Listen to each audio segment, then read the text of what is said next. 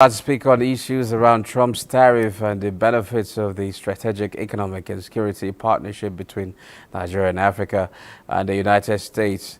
I have with me in the studio a development economist, Kolawole Kehinde. You're welcome as usual. Thank you so much. It's good to see you here once I again. don't know, where have you been with the trade war and, the chaos caused by Trump? Well, we've been up and about, rowing and seeing where we could take the hold of the opportunities that you find in the market. What do you think Nigeria is ready to take the opportunity with this? It's like U.S. is now extending hand of friendship to Nigeria, and they're saying that let's come and collaborate both in the economic and security space. What do you make of this development, and do you think we're ready? Nigeria has an interesting foreign policy, and the foreign policy is to have a free market. And you see that that was one of the things that the president did immediately after his inauguration. Two things happened.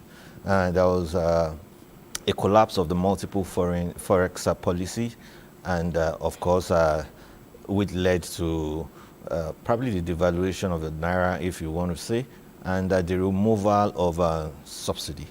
It's been in the international space that subsidy has distorted market players in coming into the market, and the president has told them, hey, we now run a free market, and we want people to come in. And if you look at what has happened over the last 1.5 years, you've seen foreign direct investment coming to Nigeria, especially from energy sector. You know, the United States of America plays a significant role in the oil and gas sector in Nigeria.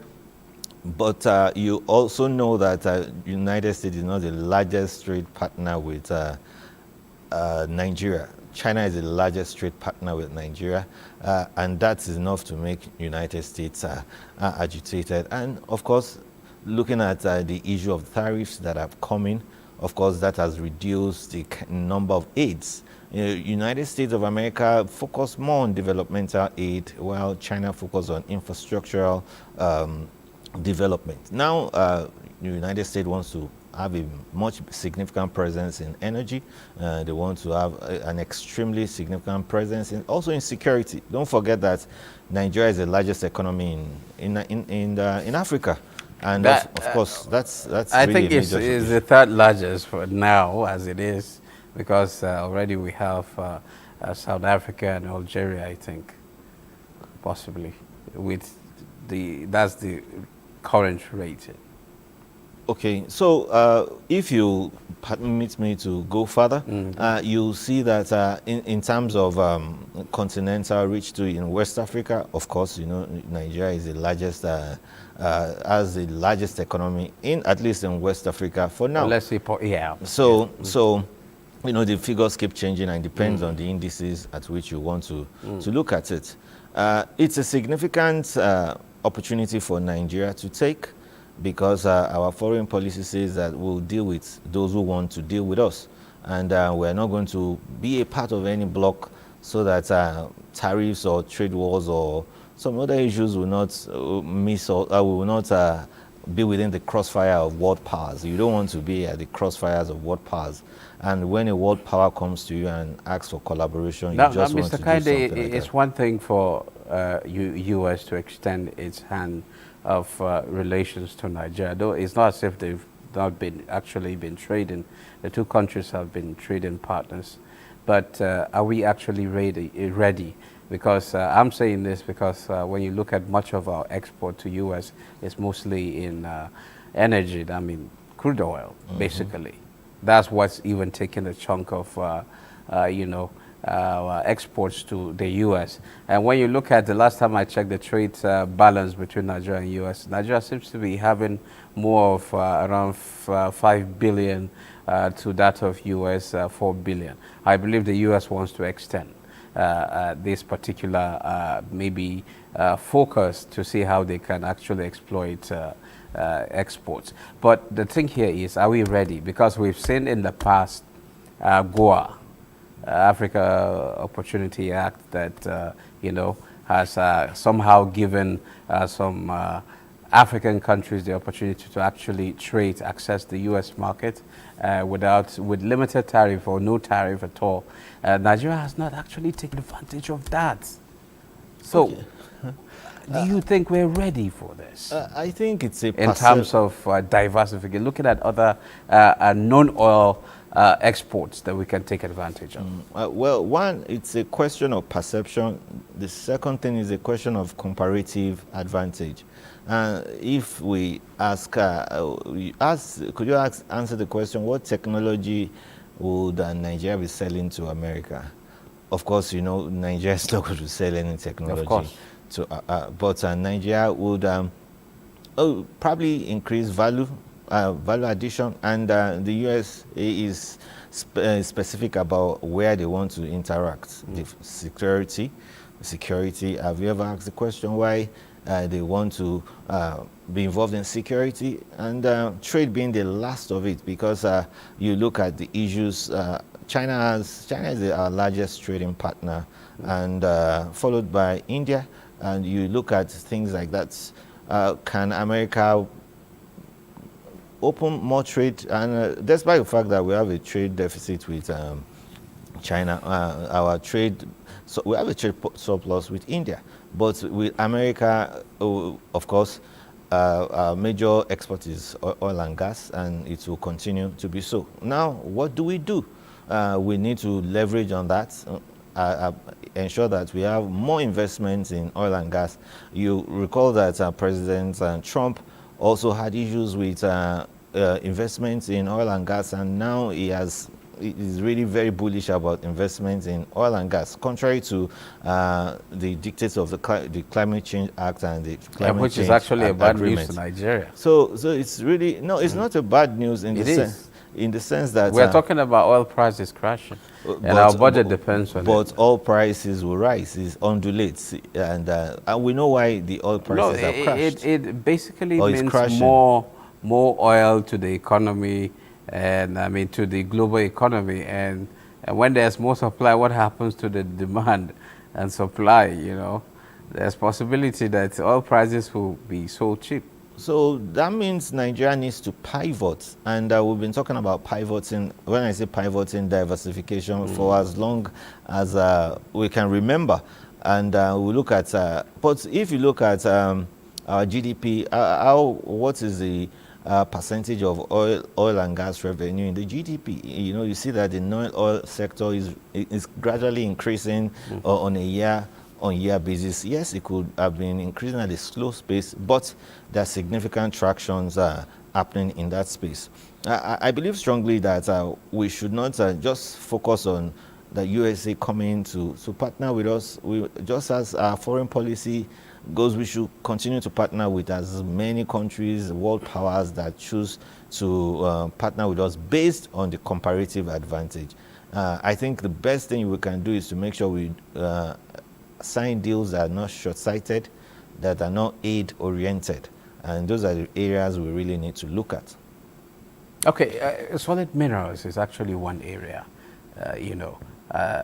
basically, which area do you think that we should focus on? I mean, we should focus on, so that we could possibly develop it, and somehow it will help us in our trade balances. You just mentioned solid minerals. Solid minerals, we know that the investment in solid minerals is still very insignificant compared to the number of solid minerals we have in Nigeria. And everything is still done at a subsistence level. But away from extraction, we have to start thinking about development.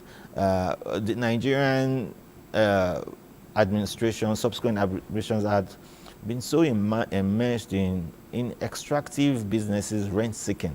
No matter how huge your solid minerals are, if you don't put value into it, you don't add value into it, it's going to be a very big challenge. But what do you think is stopping us from adding value? We could add value. We've seen other countries, our neighboring countries, have this law that if you don't actually add value, you can export it out of the country. Why can't we have the same? Okay, look at countries like China and India. When you come into their space, you sign deals that have to do with technology transfer. And so when we don't have deals that talks about technology transfer, you don't build the industrial base of that country. And if you don't build the manufacturing and industrial capacity of anything, the best you can do is to probably just continue to churn out mineral resources, and it will continue to average. Just like you mentioned, the more we find in the market, the lesser the price of what we would do. Look at what OPEC is. OPEC is they're increasing production. Of course, that's where you find that the value of oil has reduced. Apart from that, the war with the ongoing trade issues with China and America has also led to that. So if we can add value to our extractive industries, everything from the extractive industry, it gives us more leverage. That's one. Two, the issue of focusing on agriculture can never be underemphasized. And three, I think about a week ago, the AFDB chairman, Mr. Kimomi, said that there should be a youth bank, and I think there is a work in progress to that. So we have a very young population that is savvy in technology, and we see that opening. In fact, most of the FDI that come to Nigeria has been in tech. And you see that the more we have that, the better the opportunity for us to leverage. So investment in our youth so that we can take advantage of. You can never write away. Now, what immediate steps should Nigeria take at this time to ensure the economy is not hurt by a tariff imposed by U.S. after this 90-day period, a window? I'm referring to. I know the 90-day pause. The 90-day pause. That's just 3 months, and the 14% tariff shows that. Let's look at the items in which those tariffs are actually placed on. I think that's the first thing we need to do. The next thing we need to do, look at alternatives. That means which other countries can we deal with? The second thing is which is just the immediate, that's the short-term plan. The medium plan is to create local production. And of course, the third is to negotiate, whereby the fourth is to retaliate. And Nigeria does not have the capacity to retaliate to Trump's tariff at the moment. So seeking alternative is really, easiest is the quickest way that we can actually think of.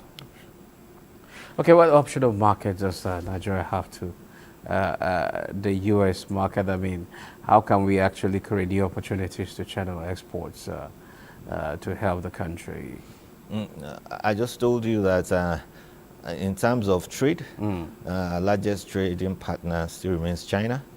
Followed by India, and they do substantially well. What about the African Continental Free Trade Agreement? It does present another opportunity, don't you think so? Absolutely. You look like our largest trading partner in the West Africa is Cote d'Ivoire, and we should increase that opportunity. There are so many challenges that have stalled the African Free Trade Zone. The issue of visa issues, entry and access to all these countries, and the regulations that have to do with entry and exit of goods and services are really, really challenging. African countries need to relax their immigration policies, just like the EU has done, and ensure that there is free entry, not only of goods, but also of people. Okay, thank you very much. Mr. Kolawole Kehinde, it's a pleasure having you on the program. It's always good having you. Thank you, and have a wonderful day.